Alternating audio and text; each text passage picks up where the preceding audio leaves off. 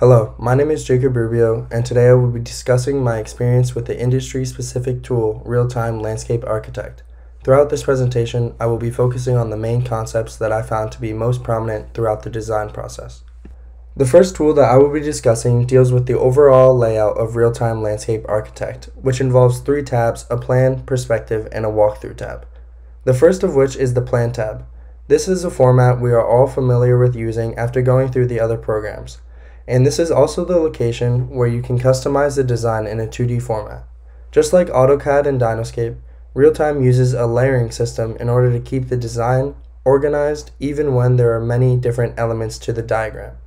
Using these layers, you can insert a background template onto a locked layer in order to trace the design and have an idea where different elements go when implementing them. The first thing we did after implementing the background layer was scaled it to a 1:1 scale, so we knew we were working with real-world dimensions. Where Realtime excels over the previous learned programs is in the Perspective and Walkthrough tabs. The Perspective tab allows you to see the design in 3D, giving you the ability to move throughout your design and view it from any possible angle. The Walkthrough tab takes this a step further by showing us the design in real time. What this means is you can see how the actual light fixtures would project on a lawn or how the fire pit area would look as the sun goes down. This tab also gives us the ability to create camera paths to make a virtual walkthrough movie of the landscape for the customer. In our design, we created 3 different movies, all with different elements, showing the front and back at different angles and lighting. The next function of Realtime that was influential in creating the design was the library of objects. These objects make up the site amenities layer of the design, which are all the extra features such as the pergola, storage box, or outdoor dining area. These objects serve as a very important purpose in the design in 3 main ways. They give a sense of scale to the drawing, add beneficial aesthetics and style, and give purpose to the hardscape or landscape designs by showing them what they are going to be used for.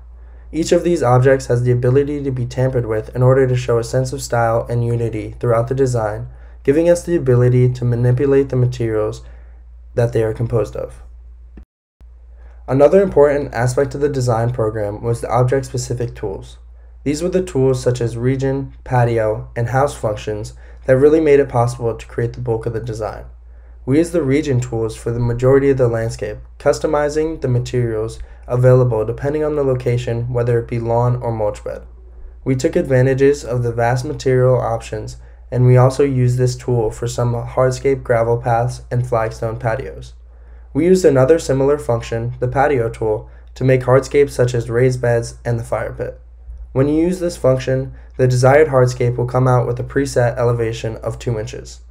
Apart from the other programs, all of the features of the object-specific tools are customizable, meaning any aspect, whether the material or object's parameters, can be adjusted to better suit the design. This was a very helpful feature when using the house tool, which gave us the ability to create an actual house structure for the 3D design. We adjusted the height to the standard 2-story building, and using the site amenities function added lights and windows to create a more realistic design. One of the biggest standout features of Realtime is its plant tools and list functions. The program, unlike AutoCAD and Dynoscape, gave users the option to select the actual plant from a vast library of plants from trees to perennials, and then insert it into the actual diagram. You can insert these plants into the drawing in 2 different ways. The first of which, the plant tool, only allows you to insert 1 plant at a time, which we most often used for trees or standalone shrubs. The plant row tool, on the other hand, allows for a grouping of plants along a line where you can specify location and quantity. This program keeps track of the different plants used, and when ready will create a plant list for you. This plant list function is far simpler process than in Dynoscape, because there you were only given the option to select different figures and had to name them using a leader line. It was only after this that the program would know how many plants were actually there. Realtime, on the other hand, makes this process far easier. The last function that I will be discussing is the ability to create different viewpoints around the landscape. While sounding like a simple function, this is a crucial step in capturing the pictures shown in the design and being ready for the viewer. The viewpoints are saved in the perspective view so you can get the exact angle that you require. From this, you can go into the Walkthrough tab, and by pressing F1 you are able to move in between the saved points, which are typically the best views of the landscape. You can also adjust the time of day once in the Walkthrough tab in order to capture the perfect moment for the viewer. For example, in our design, the view of the fireplace I feel is best viewed at night. Overall, I really enjoyed learning about Realtime Landscape Architect, and I think that it is the most effective program that we have learned so far in portraying an idea to the customer.